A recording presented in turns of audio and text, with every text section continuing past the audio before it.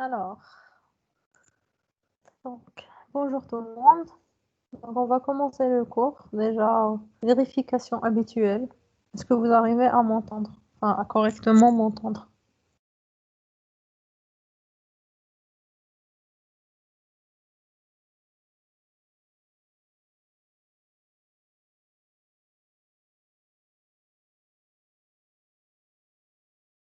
Très bien. Alors, hier, on avait commencé le cours de la physiologie bactérienne. On avait vu la nutrition, la croissance. Et maintenant, aujourd'hui, on va voir le métabolisme bactérien. Alors, comme je vous l'ai dit, ce cours, il est un tout petit peu compliqué. Bon. Mais il va vraiment vous servir pour vraiment toute la suite de la systématique, parce que c'est par la suite qu'on va voir quelles sont les différentes réactions chimiques qu'on utilise en pratique courante en bactériologie pour identifier une bactérie. D'accord? Donc vous allez voir ça même en TP, parce que on va voir le TP de l'identification de bactéries. Je ne sais pas si on vous l'a déjà dit. Les TP, ce sera, Inch'Allah, le mois de février. Enfin, sauf s'il y a un changement dans la situation sanitaire en ce moment. Bref. Donc, normalement, si tout va bien, ce sera le mois de février. On va voir comment on va s'organiser. On va essayer d'avancer le plus dans les cours pour pouvoir faire des TP, parce que sinon, ça ne sert à rien de faire des TP sans avoir fait le cours auparavant. Voilà. Donc, on va commencer la partie métabolisme bactérien. Alors, l'étude du métabolisme bactérien correspond à la connaissance de l'ensemble des réactions biochimiques de catabolisme nécessaires à la synthèse des constituants bactériens et leur fonctionnement. Cette étude a un intérêt dans l'identification biochimique des bactéries. Comme je vous l'ai dit la dernière fois, au laboratoire, par exemple, un prélèvement d'urine qui va sortir positif à une bactérie.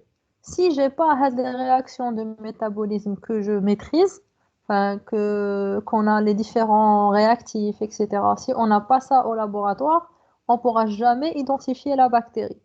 Et si vous n'identifiez pas la bactérie, le problème reste l'antibiogramme. L'antibiogramme, c'est l'étude de la sensibilité aux antibiotiques.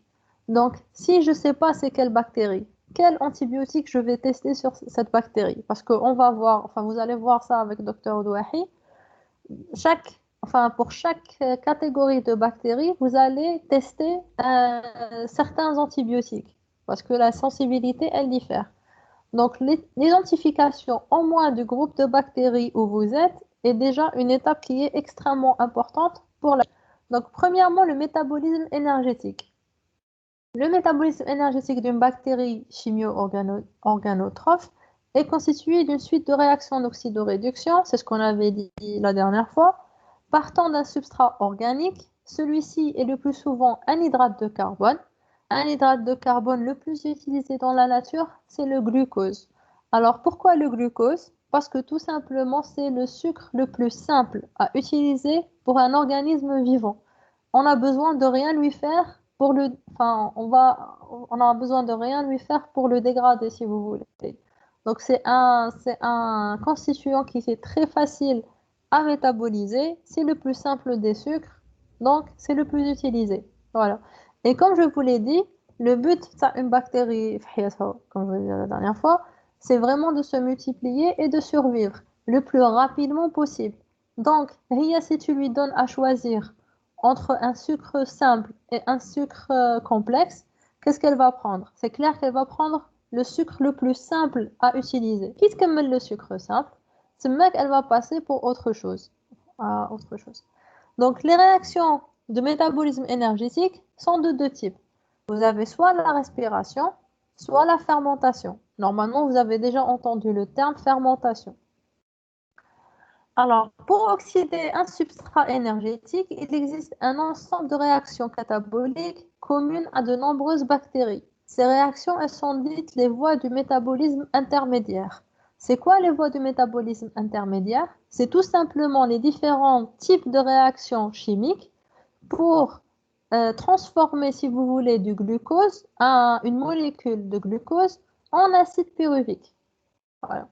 Donc, l'oxydation du glucose se fait par trois voies principales, toutes aboutissant à l'acide pyruvique. Voie d'Emden-Meyerhof, la voie des exosmonophosphates, la voie d'Antner-Doudoroff. Ces étapes sont communes à l'ensemble des bactéries aux mécanismes fermentaires et respiratoires. Alors, qu'on soit bien d'accord, HADA, c'est un module de microbiologie. Ce n'est pas un module de biochimie. Donc, je ne vais pas vous demander de retenir les différentes voies. Ça, vous allez déjà le faire en biochimie. C'est déjà ça fait à l'école. Maintenant, je vais vous expliquer c'est quoi la différence entre la fermentation et la respiration. Alors, pour les deux types de bactéries, qu'elles soient fermentaires ou à métabolisme respiratoire, vous allez avoir ce qu'on appelle le métabolisme intermédiaire. Pour les deux types de bactéries, on a le métabolisme intermédiaire. C'est quoi? C'est une chaîne de réaction, soit la voie d'Emden-Meyer, soit exosmonophosphate, on s'en fout. En tous les cas, c'est une chaîne de réaction grâce auquel une bactérie va prendre une molécule de glucose et elle va la transformer en deux molécules de pyruvate ou d'acide pyruvique. D'accord? Après, ce qu'elle va faire, la bactérie avec l'acide pyruvique, c'est ce qui va faire la différence entre une bactérie à métabolisme respiratoire et une bactérie à métabolisme fermentaire. Voilà. Est-ce que vous avez compris jusque-là? Avant de continuer, le métabolisme intermédiaire, c'est tout simplement une réaction, une suite de réactions chimiques.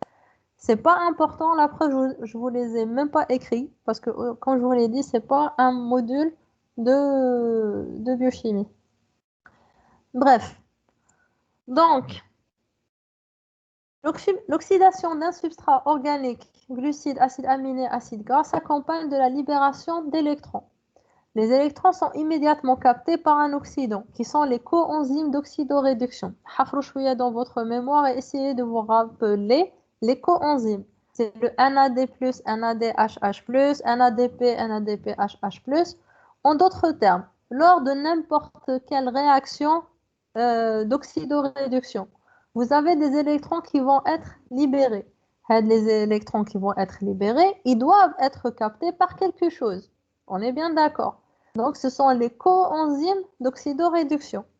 Donc, l'oxydation d'un substrat organique va conduire à une production importante de coenzymes réduits, surtout le NADH et le FADH, qui doivent être régénérés. Je réexplique. On revient à la planche. Alors, lors de n'importe quelle réaction d'oxydoréduction, qu'est-ce qui va se passer? Avec le NADH, le NAD+, pardon, il va capter un électron libre, ou bien ce qu'on appelle en biochimie le H+ ADH, il va être réduit en NADH H+. D'accord?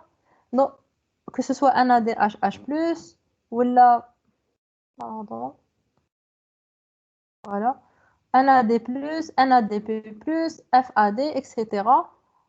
Les coenzymes, c'est pas important. En tous les cas, le fait que les coenzymes ils soient réduits, on ne peut pas réduire à tout jamais tous les coenzymes qu'il va retrouver. Donc, automatiquement, ces coenzymes, ils doivent être ce qu'on appelle régénérés par la suite.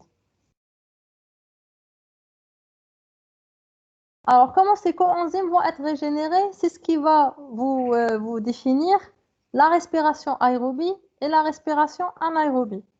Donc, à ce stade-là, là, comme un peu perdu. Donc, je vais recommencer. S'il vous plaît, si vous avez des questions, vous les posez. Parce que je sais que c'est un peu compliqué, mais la suite va être encore plus compliquée. Je recommence. Dans tout le monde bactérien, une bactérie, elle doit avoir une source de carbone. Généralement, c'est du glucose. D'accord? Je prends l'exemple du glucose parce que c'est l'exemple le plus classique. Lorsqu'une bactérie va utiliser le glucose, qu'elle soit à métabolisme fermentaire ou bien respiratoire, elle va avoir ce qu'on appelle le métabolisme intermédiaire. Dans le but, c'est une suite de réactions chimiques dont le but c'est de transformer le glucose en deux molécules d'acide pyruvique ou de pyruvate. Donc, ce qui va se passer après avec l'acide pyruvique, c'est ce qui va définir une bactérie à métabolisme fermentaire ou une bactérie à métabolisme respiratoire.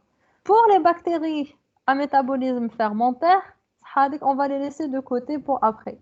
On va se concentrer sur les bactéries à métabolisme respiratoire ou qui ont ce qu'on appelle une respiration. Qu'est-ce qui va se passer? C'est tout simplement, le but de la réaction chimique, c'est quoi? C'est tout simplement de sortir de l'énergie. Sous quelle forme? Sous forme d'ATP. Donc la bactérie, elle doit sortir à partir de l'acide pyruvique, elle doit sortir des molécules d'ATP qui va lui servir lors de sa multiplication. On est bien d'accord. Donc, là, le métabolisme respiratoire, les bactéries vont utiliser quoi? Le cycle de Krebs. Vous vous rappelez le cycle de Krebs? Donc, le cycle de Krebs, c'est une suite de réactions chimiques dans laquelle il y a une très forte libération d'énergie, d'ATP. Mais où, en même temps, vous allez avoir une réduction des coenzymes. Le NAD+, va être transformé en ADH-H+. Je ne vous apprends rien, normalement, vous l'avez vu. Sauf que pour le prochain cycle de Krebs, avec le NADH+, il doit être retransformé en NAD+, pour être réutilisé pour le prochain cycle de Krebs. Et c'est là où va rentrer en jeu ce qu'on appelle la chaîne respiratoire. La chaîne respiratoire, elle dit, le rôle de Saha, c'est tout simplement de transformer le NADH+, de régénérer si vous voulez, en NAD+, qui va être réutilisé la prochaine fois dans le cycle de Krebs.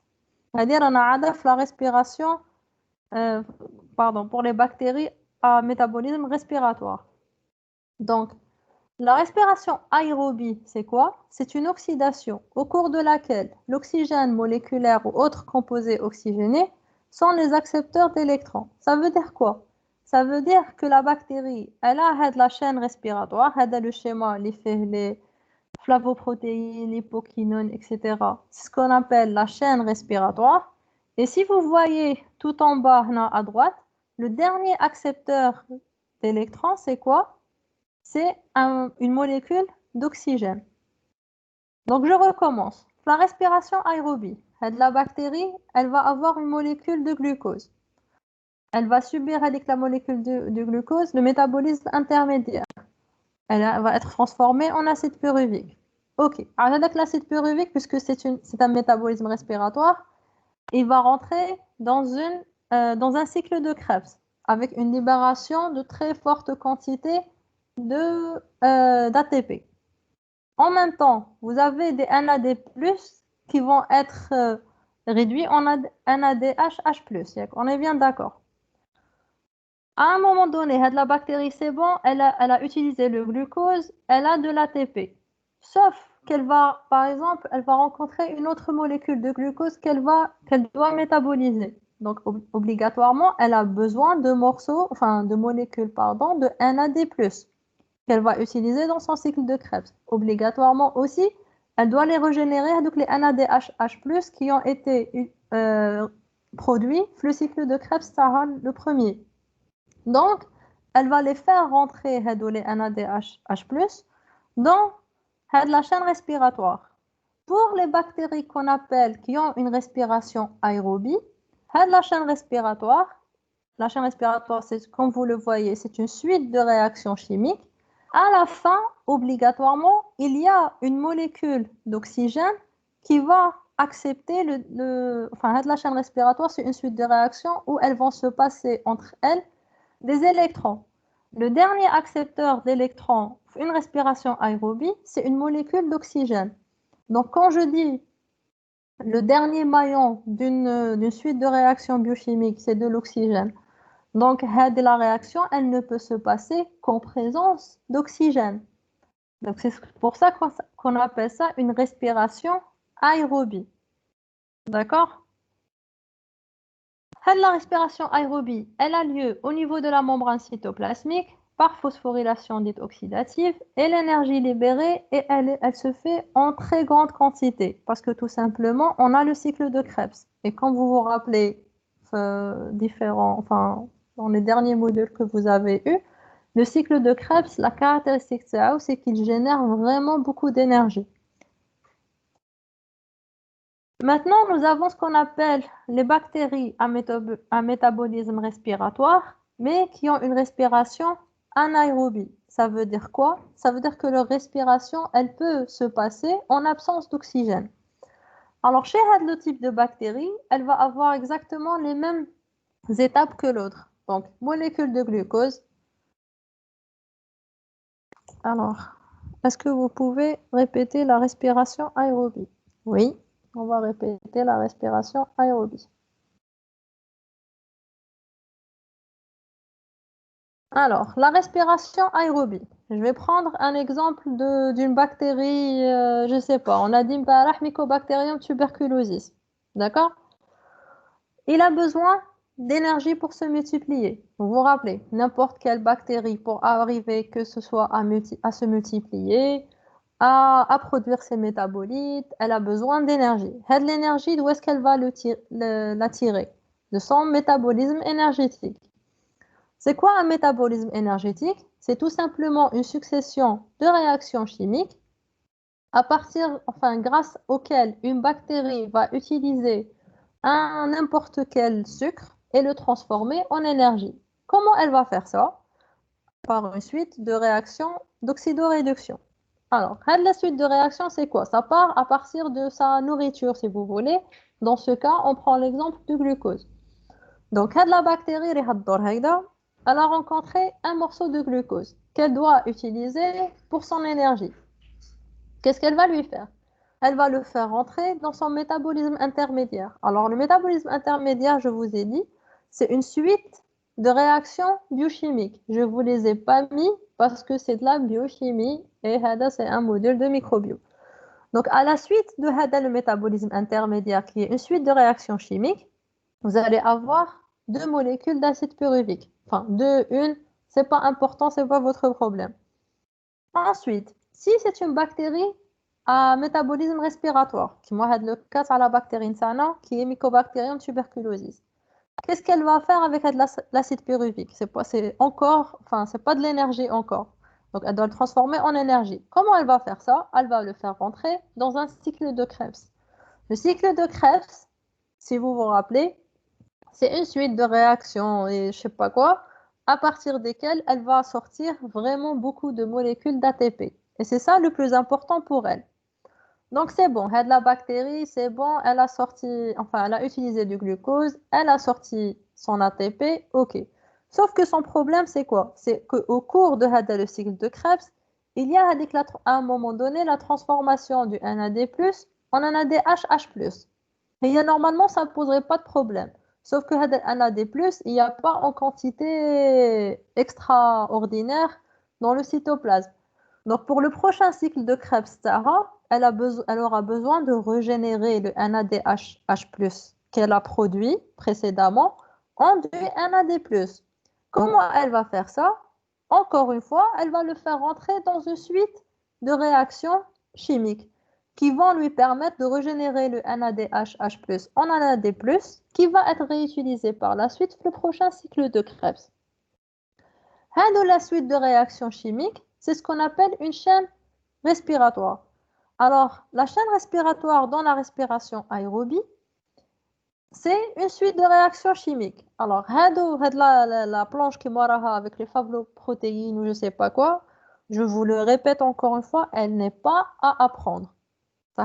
Ça, c'est des détails. Inch'Allah, ça a le résident dans le microbio, on en reparle.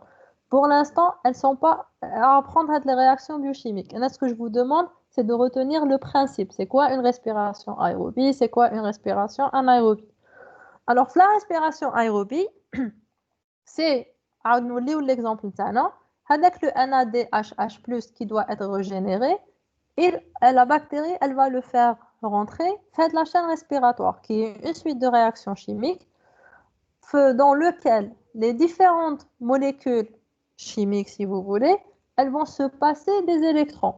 Sauf que les électrons, à un moment donné, il faut un accepteur final.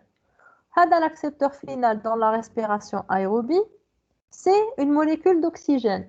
Comme vous le voyez à droite, une molécule d'oxygène, elle va être transformée en une molécule H2O grâce à l'électron qu'elle va accepter. Ok. Enfin, électron, hydrogène. Bref. Donc, quand je dis que l'accepteur final de l'électron, ça doit être de l'oxygène, Donc, automatiquement, la suite de réactions, elle ne pourra se faire qu'en présence d'oxygène. Donc, une bactérie qui a une respiration aérobie, c'est quel type de bactérie? Avec quel type de métabolisme? Ce qu'on a vu la dernière fois, les bactéries aérobies strictes, qui ont absolument besoin d'oxygène pour se multiplier. Parce que si je reprends les réactions chimiques à l'inverse, s'il n'y a pas d'oxygène, il n'y aura pas de régénération de NAD+. S'il n'y a pas de régénération de NAD+, il n'y aura pas de cycle de Krebs. S'il n'y a pas de cycle de Krebs, il n'y aura pas d'énergie. Est-ce que vous avez compris? Donc, Hadith, pour le cas de la respiration aérobie, est-ce que vous avez compris ou est-ce qu'il y a des questions jusque-là?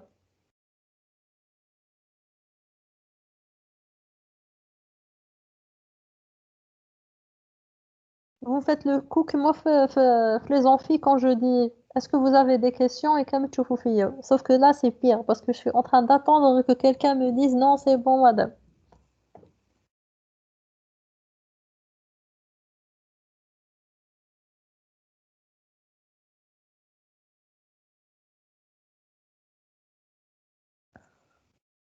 C'est bon. Ok, super. Allez, on continue. Alors, la respiration maintenant anaérobie. Quand je dis respiration anaérobie, donc automatiquement, anaérobie, ça veut dire absence d'oxygène. On est bien d'accord.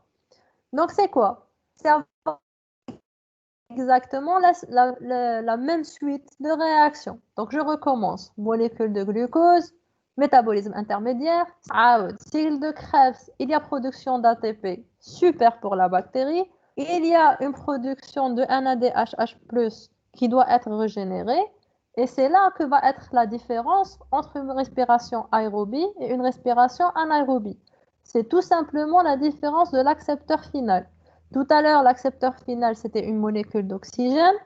Maintenant, l'accepteur final, c'est un produit organique. Ça peut être un peu tout et n'importe quoi. Et c'est ça qui va faire la différence entre une bactérie avec une respiration aérobie et une bactérie à respiration anaérobie. Donc, en gros, une bactérie à respiration anaérobie, c'est une bactérie qui va pouvoir, si vous voulez, utiliser du glucose dans un cycle de Krebs en absence d'oxygène, puisqu'elle n'en a pas besoin, parce que l'accepteur final dans son cas, ça peut être un produit, une molécule, enfin un produit minéral ou organique. C'est ça la différence. Alors, il faut faire la différence aussi entre la respiration anaérobie et ce qu'on appelle la fermentation. La fermentation, vous avez dû entendre ça, vous entendez ça beaucoup en industrie agroalimentaire. On va voir en quoi c'est utilisé. Alors la fermentation, et c'est très important, il n'y a pas de cycle de Krebs. D'accord? Il n'y a pas de cycle de Krebs. La fermentation, c'est une suite de réactions chimiques. Et la différence avec une respiration, c'est que tout simplement, il n'y a pas une très grosse production de molécules d'ATP. Donc, une bactérie, vous avez certaines bactéries qui ont en même temps le métabolisme respiratoire et fermentaire. Une bactérie, quand elle aura le choix, si elle a le choix, parce que ce n'est pas toutes les bactéries qui ont le choix, si elle a le choix, elle choisira toujours la respiration, parce qu'il y aura beaucoup plus de production d'énergie, enfin d'ATP quoi. Donc, c'est une oxydation au cours de laquelle l'accepteur final d'électrons est un composé organique. Donc, ce qui va différer, c'est le type de réactions chimiques qui vont arriver. Tout à l'heure, c'était un cycle de Krebs. Non, non, ça va être beaucoup plus simple. Le bilan énergétique est très faible. Elle se caractérise par la production d'ATP par phosphorylation au niveau du substrat, la formation d'acides organiques, la production de gaz, la formation de métabolites de dégradation. Donc, j'explique. La respiration aérobie ou anaérobie, c'est une respiration, enfin c'est une suite de c'est une suite de réactions biochimiques dans lesquelles il y a un passage par un cycle de Krebs, il y a un passage par, comme l'a dit la chaîne respiratoire, etc. Dans le cas de la fermentation, vous allez avoir aussi une suite de réactions biochimiques, il n'y aura pas de cycle de Krebs. Moi, vous retenez ça, بزاف عليكم. Par contre, il y aura une production d'autres métabolites. Vous allez certaines fermentations qui vont vous produire des acides mixtes, Vous allez avoir aussi ce qu'on appelle la fermentation bêta-N-diolique qui aboutit à du butylène glycol.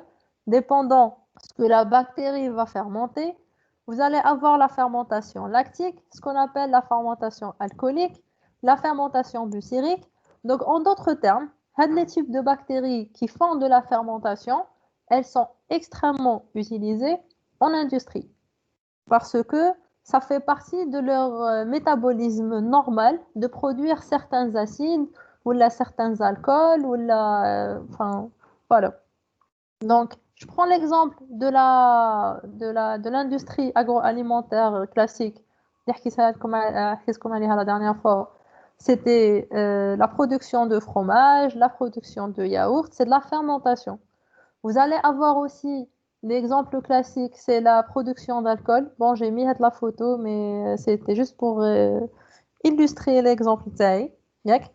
Donc, la fermentation d'alcool, c'est quoi? C'est tout simplement une réaction chimique. Si vous avez vu un peu comment ça se passe à la télé, c'est que ce soit pour l'alcool ou là pour la production de vinaigre, aussi c'est la même chose. Alors, ils prennent n'importe quel fruit ou là, n'importe enfin, une source de sucre, quoi. Le rôle des fruits de la fermentation, c'est tout simplement que c'est une très grande source de sucre, et ils vont les laisser fermenter avec différents types de bactéries. Et donc, les bactéries, elles vont prendre avec le sucre qui est présent à l'intérieur des, des, des fruits, et elle va le transformer par son métabolisme de fermentation en tout ce que vous voulez. Vous voulez une fermentation alcoolique, vous prenez la bactérie qu'il faut. Vous voulez une fermentation avec production d'acide, par exemple, vous connaissez tous les vinaigres de pommes, le vinaigre de je sais pas quoi. En ce moment, ils sont super à la mode, comme tous les choix possibles et imaginables. Quand le vinaigre تاع العنب تاع tout ce que vous voulez. Donc, c'est tout simplement une réaction chimique grâce à des bactéries. Voilà. Alors, maintenant, comment on pratique ça? Tout ça, c'est de la théorie, très bien. Quand j'ai une bactérie, elle va sortir de la boîte et me dire, moi, je suis à respiration aérobie ou anaérobie ou là, je sais pas quoi. Donc, maintenant, en pratique, comment je vais faire ça? Comment je vais savoir les types de métabolisme énergétique d'une bactérie? Et encore une fois, pourquoi ça me sert? Ça me sert tout simplement à identifier la bactérie. C'est qui? Donc, premièrement, l'étude de la voie d'attaque des glucides. Alors, elle se fait par l'épreuve de Hugh-Levson, au milieu d'études de la voie d'attaque des glucides. Alors, on va utiliser quoi? Ce sont des gélos semi-solides contenant 1% de glucose ou autre sucre avec du rouge de phénol. Alors, le rouge de phénol, le rôle de c'est quoi? C'est tout simplement un indicateur coloré. D'accord? Le milieu non ensemencé, il est rouge au départ. Alors, je recommence. Je prends un milieu de culture, je mets du glucose et je mets un indicateur coloré. Le rôle d'un indicateur coloré, c'est quoi? C'est tout simplement parce qu'une bactérie, lorsqu'elle va utiliser, métaboliser par exemple le glucose, elle va acidifier le milieu. Donc, ce qu'on va avoir, c'est un changement de couleur. Si cette bactérie utilise tel ou tel glucose. Donc, on a les exemples possibles. Alors, le premier exemple, c'est lorsque j'ensemence, on a dit le tube à l'origine, il est rouge parce que le milieu, il est un peu alcalinisé à cause des sucres et des tampons, etc. Bref, il est rouge. Je prends deux tubes. نخلي واحد ouvert ou l'autre, après ensemencement, je vais le sceller, si on veut, avec de la vaseline liquide. Le rôle de la vaseline, c'est tout simplement d'isoler le milieu de culture de l'oxygène ambiant. Si vous voulez, je suis en train de fermer le tube. Alors, je prends un tube, j'ensemence avec la bactérie que je veux identifier et je laisse ouvert et je prends un autre tube que je vais fermer. Ça veut dire pas d'oxygène.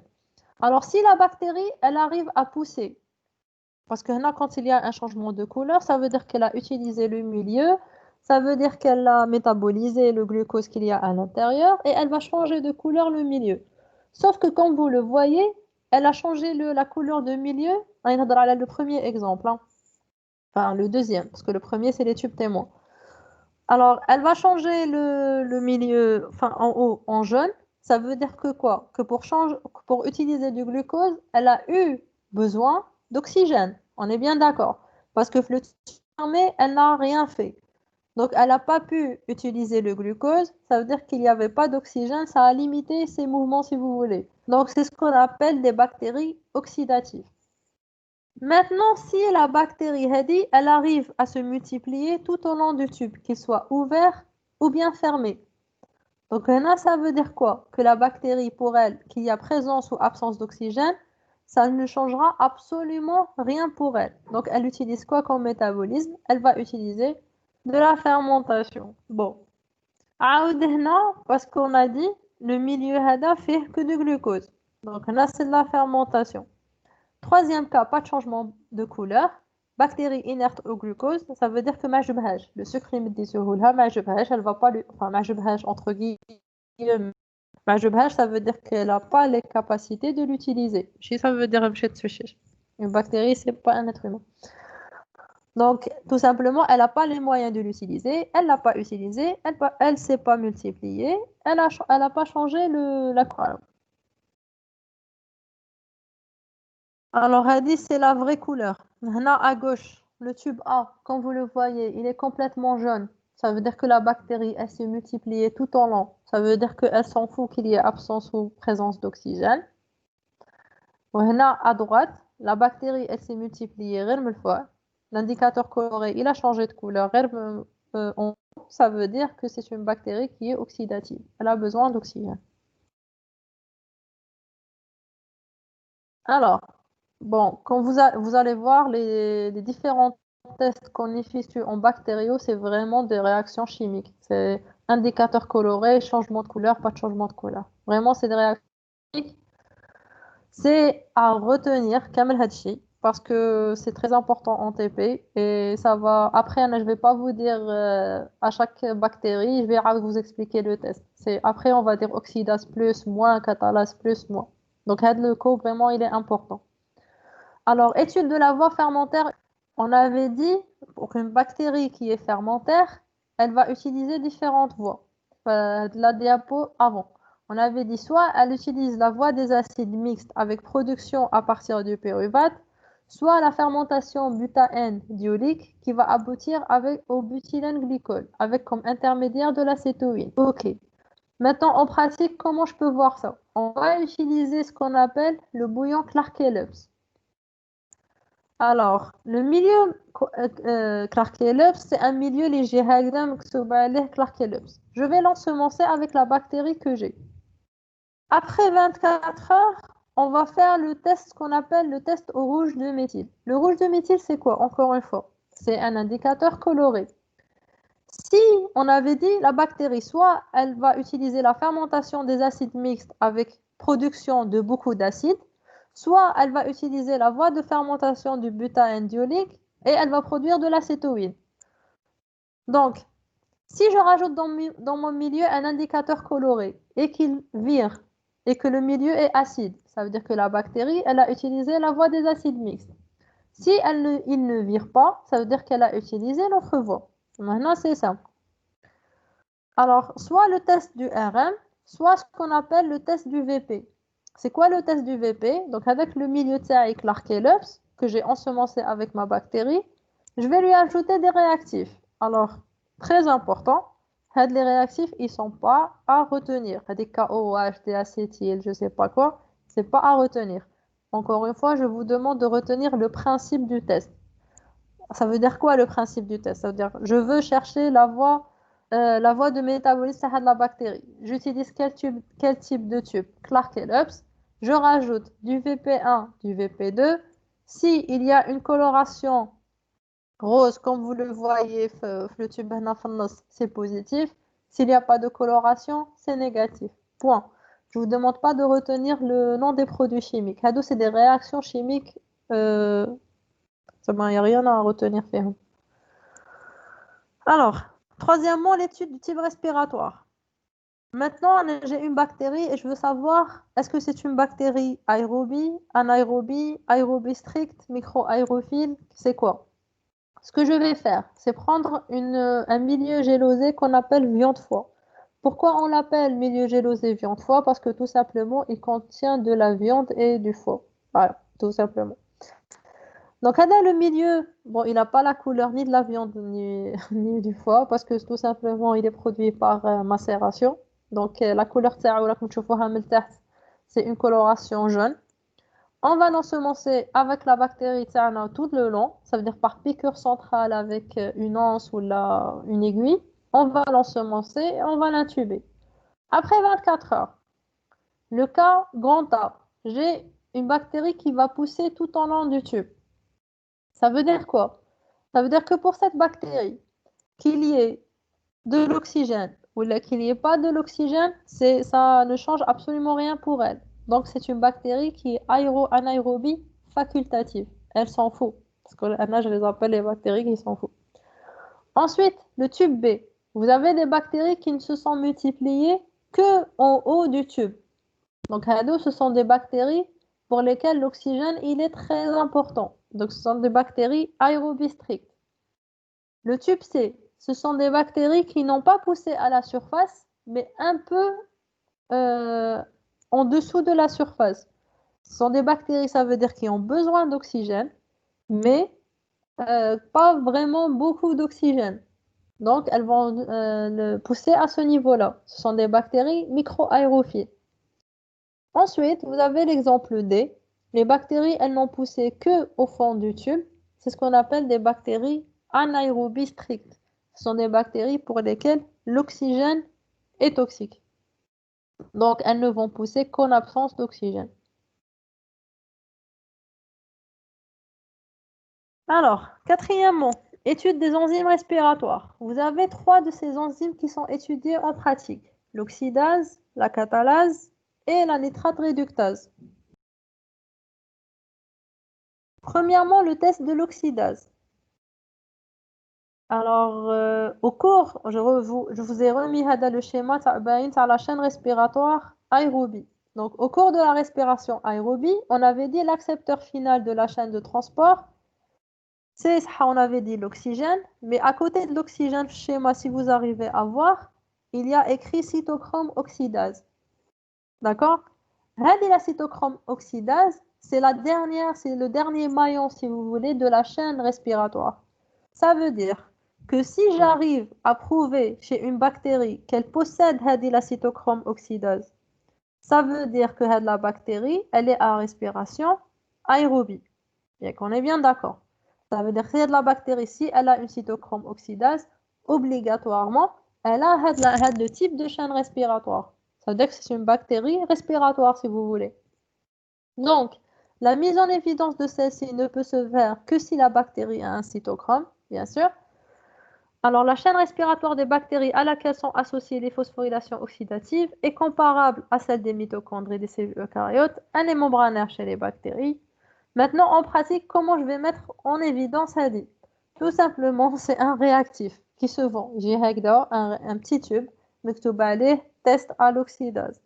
J'en mets sur du papier buvard, comme tu vois la photo, et j'écrase dessus une colonie qui a poussé dans ma boîte de pétri.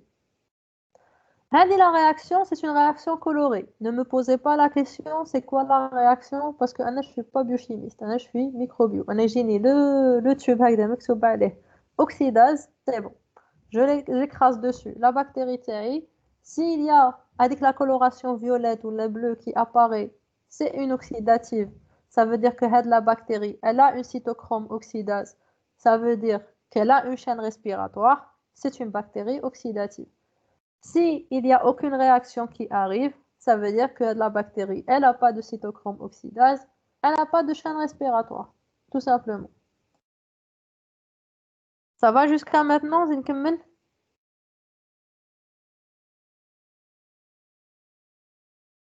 À la que le cours il est beaucoup plus facile en présentiel, parce que, mais bon, j'essaye de.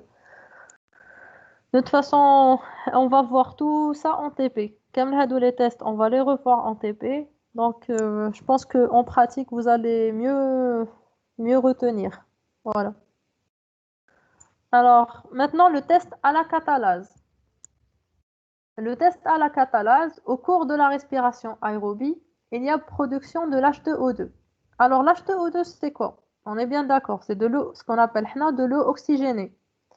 L'eau oxygénée, tout le monde en pratique courante, vous l'utilisez. D'habitude, je pose la question aux étudiants, mais là, vous pouvez pas me répondre. Donc, l'eau oxygénée, en pratique, on l'utilise un peu comme désinfectant. Bon, c'est pas un désinfectant extraordinaire, mais il est utilisé en désinfectant. Ça veut dire que c'est un désinfectant, donc il tue la bactérie. Donc, il est toxique pour n'importe quelle bactérie. Ok.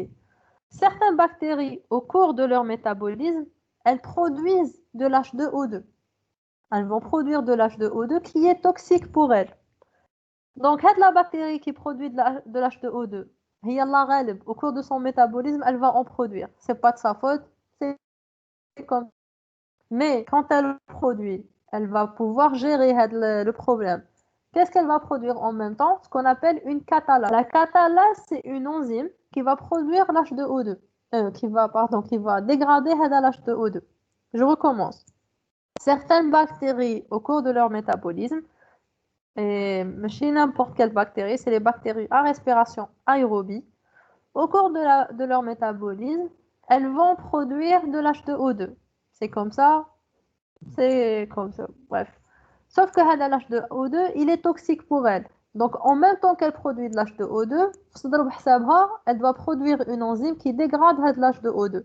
Parce que sinon, il va se retourner contre elle et la dégrader. L'enzyme, c'est quoi? Le produit, c'est quoi? C'est la catalase. Là, on va utiliser l'option en pratique courante pour classer les bactéries.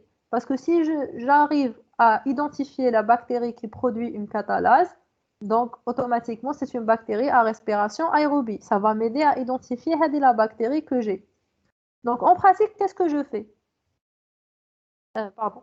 Comme tu vois, la réaction chimique, la catalase, c'est quoi le rôle de ça? Elle va prendre les deux molécules H2O2, elle va les transformer en une molécule d'H2O qui est de l'eau et de l'oxygène.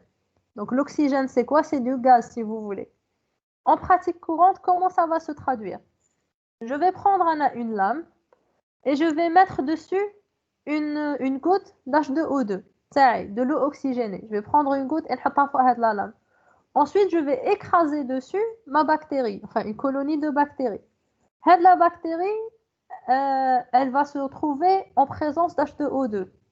Donc automatiquement, elle va produire sa catalase parce que c'est une bactérie qui va produire de la catalase pour dégrader l'H2O2 dans l'espoir qu'il ne se retourne pas contre elle. Bref, sauf que lorsqu'elle va produire de la catalase, elle va réagir sur l'H2O2, elle va transformer l'H2O2 en molécule d'H2O.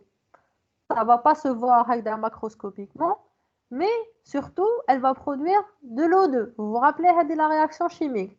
H2O2 plus catalase égale H2O plus de l'oxygène. L'oxygène, comment ça va se traduire macroscopiquement? Vous allez avoir des bulles qui vont apparaître à la surface de votre réaction. En fait, tout simplement, vous allez voir que la bactérie est تغلي. Mais c'est une production d'O2 en continu qui va se traduire en l'aspect de bulle. Voilà. Donc, s'il y a présence de bulles, donc la bactérie a produit de l'oxygène, si vous voulez. Donc, automatiquement, c'est une bactérie catalase positive. S'il n'y a pas de bulle, la bactérie ne produit pas de catalase, c'est une bactérie catalase négative. Petite naïve. Et j'imagine que vous aussi. Alors, on a vu l'oxydase, la catalase. Maintenant, on va voir la recherche de nitrate réductase. Alors, c'est quoi la recherche de nitrate réductase? Au cours d'une respiration anaérobie, l'accepteur final, si vous vous rappelez, on avait dit la respiration aérobie, l'accepteur final c'est de l'oxygène. La respiration anaérobie, l'accepteur final est un produit soit organique, soit minéral. Bon, chez les bactéries en pathologie humaine, la respiration anaérobie, l'accepteur final est souvent un composé nitraté. D'accord? Donc, retenez cette information, un coin de votre tête. Alors, pourquoi ça va nous servir? Ça va nous servir déjà à classer la bactérie qu'on a. Alors là, qu'est-ce qu'on va faire en pratique? Donc déjà, je vous fais un petit rappel. Le nitrate, lorsqu'il est réduit, il est réduit en nitrite. Et lorsqu'il est réduit encore une fois, il est réduit en diazote. C'est-à-dire en culture générale. Yak. C'est-à-dire c'est de la chimie, je pense, organique de première année.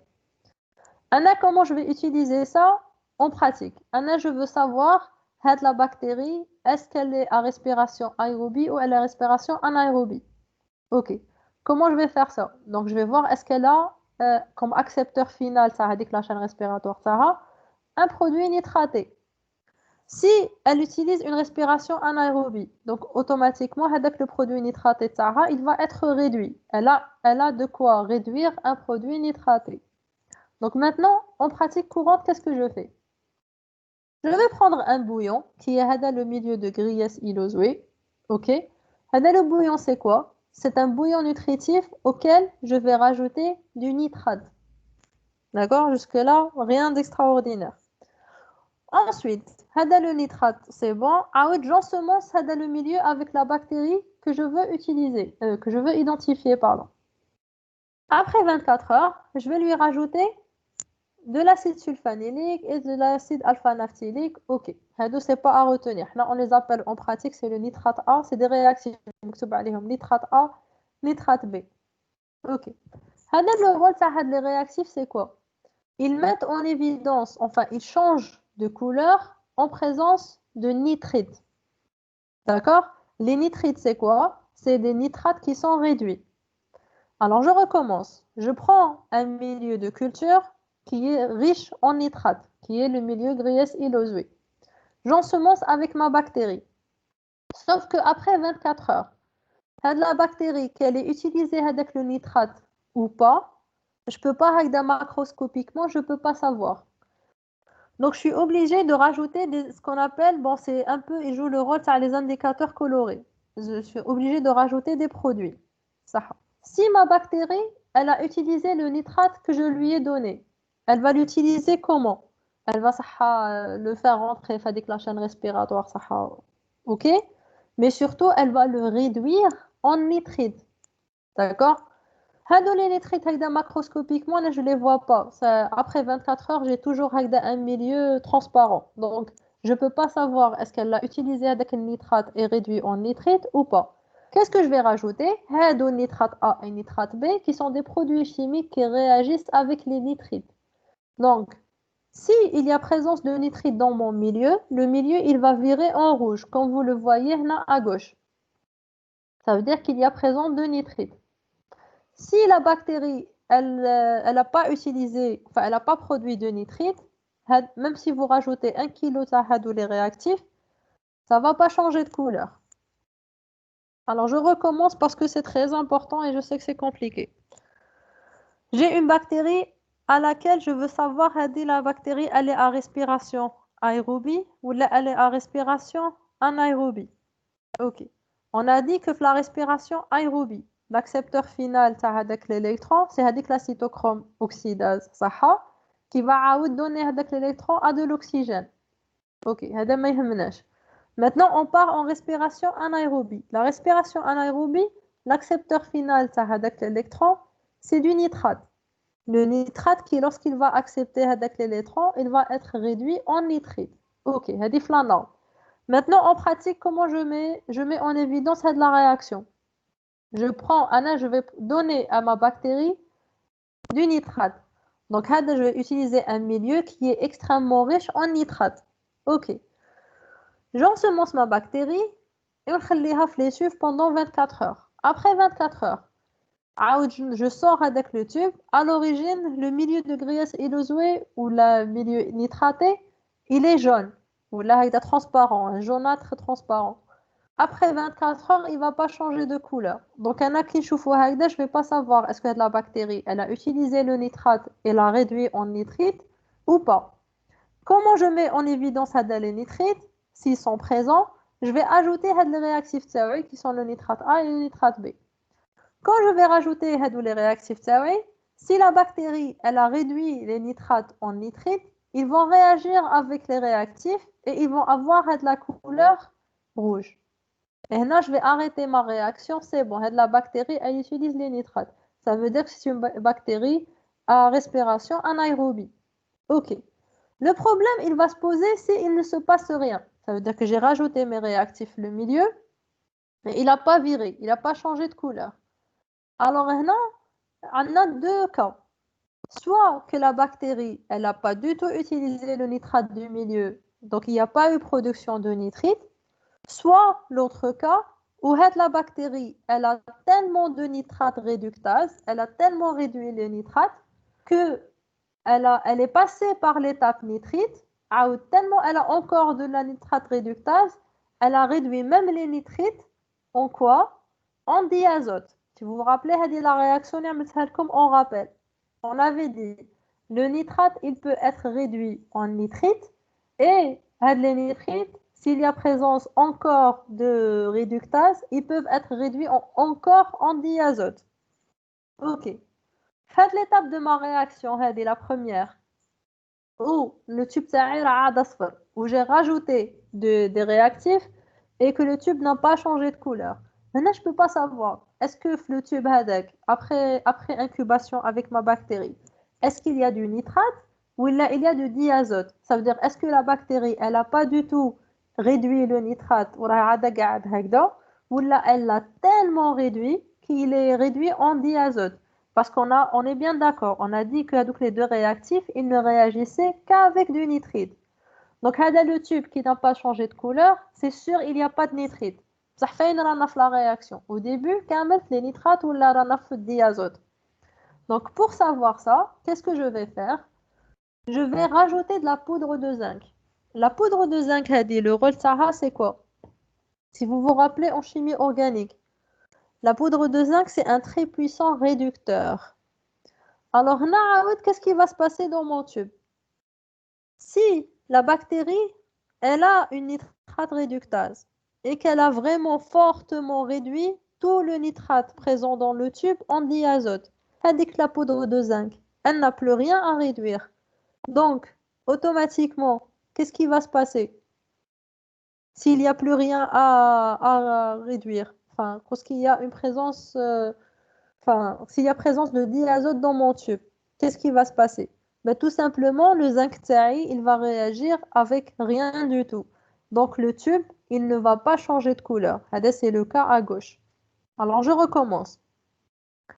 J'ai une bactérie qui produit de très fortes nitrates réductase. Ça veut dire que tout simplement, elle produit vraiment, enfin, elle utilise vraiment beaucoup de nitrates.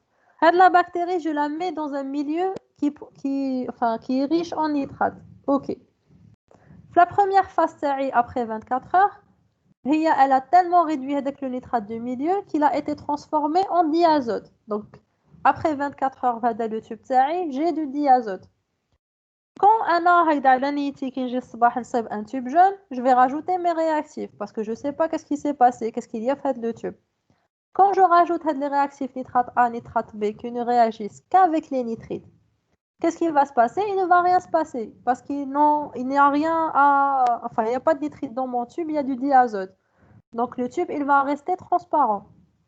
Sauf que non, je ne sais pas, est-ce que le tube, il y a du diazote parce que la bactérie, elle l'a fortement réduit, ou là, il y a du nitrate parce que la bactérie ne l'a pas réduit. Qu'est-ce que je vais faire? Je vais induire ma réaction de réduction. Je vais mettre de la poudre de zinc. La poudre de zinc, elle va, dans mon cas, où je vous ai dit la bactérie, elle a beaucoup de nitrate réductase, donc elle m'a réduit le nitrate en diazote. La poudre de zinc qui trouve le tube, elle va rien trouver à réduire. Tout a été réduit par la bactérie. Donc, le tube, il va pas changer de couleur. Pourquoi il va pas changer de couleur? Parce que contrairement à l'autre cas, dans une machine à droite, maintenant j'ai une bactérie qui n'a pas de nitrate réductase. Elle ne réduit absolument rien. Donc, qui J1, enfin J0, pardon, avec le bouillon nitraté, elle ne va pas l'utiliser. Donc, à la fin, après 24 heures, j'ai toujours du nitrate dans mon tube. Si je vais rajouter de la poudre de zinc, avec la poudre de zinc, elle va réduire le nitrate نتاعي en nitrite. Ok, sauf que un an avant de rajouter la poudre de zinc, j'avais rajouté du nitrate A, du nitrate B, qui sont présents dans mon tube. Ils vont réagir avec les nitrites. Donc ça va me donner une réaction qui est orange. Alors là, ça veut dire quoi? Faire de la réaction. Le côté gauche, là, non. La première étape, quand je vais rajouter du nitrate A, du nitrate B, et que j'ai un changement de couleur, ça veut dire que la réaction, elle est positive. Mais si je rajoute de la poudre de zinc pour qu'elle change de couleur, ça veut dire que la réaction, elle est négative. D'accord? Ça veut dire que pour la deuxième partie de ma réaction, quand je rajoute du poudre de zinc, si elle change, il y a un virage de couleur, ça veut dire que ma bactérie, elle n'a pas réduit le nitrate qui était présent dans mon tube. Ça veut dire qu'il a fallu attendre que on a la poudre de zinc pour qu'il soit réduit. Donc la réaction, elle est négative. Par contre, si la réaction, la deuxième étape, il n'y a pas de changement de couleur, pardon, ça veut dire que quoi? Ça veut dire que cette bactérie a tellement de nitrate réductase qu'elle a réduit tout le nitrate qu'il y avait dans le tube et que la poudre de zinc n'avait plus rien à réduire. Et là, ça veut dire que la réaction, elle est positive. Voilà. Bon, essayez de revoir le cours au fur et à mesure et si vous avez des questions, n'hésitez pas. L'avantage ça, les cours présentiels, c'est que j'arrive à lire dans vos yeux quand vous avez compris ou pas compris. Donc là, à part la تصوروا لي عينيكم, je sais pas comment savoir est-ce que vous avez compris ou pas. Ok, vous n'avez rien compris. Ou là si, ou là non, ou là. Est-ce que je recommence ou là? Qu'est-ce que je fais?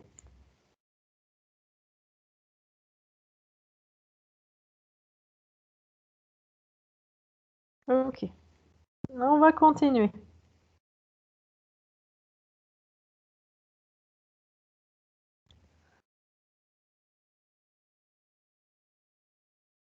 Alors, est-ce que les cours sont les mêmes que ceux de la dernière année? Est-ce que ça change quelque chose, que ce soit les mêmes que ceux de la dernière année? Déjà, je vais vous envoyer le cours de cette année, donc بزاف عليكم. Alors, on continue ou là on attend? Enfin, on attend, pardon.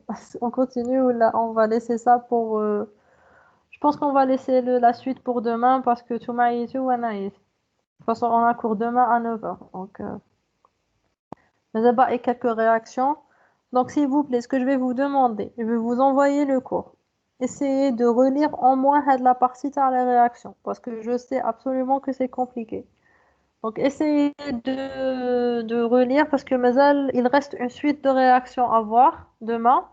Donc, demain, on va finir les réactions Hado et on va rentrer dans le cours de génétique. On a déjà un peu en décalage, mais bon, c'est pas grave. Parce que d'habitude, on a des cours de 1h30 ou mais touche pour être le cours, mais bon, on va essayer, on va essayer de voir comment expliquer ça. Donc, s'il vous plaît, si vous avez des questions, si vous avez, enfin, voilà, vous les posez, ça y est, essayez de les poser demain ou là en différé ou là في الليل كي تقراو le cours ou là essayez de poser des questions. D'accord? Allez, bon courage. À demain, Inch'Allah.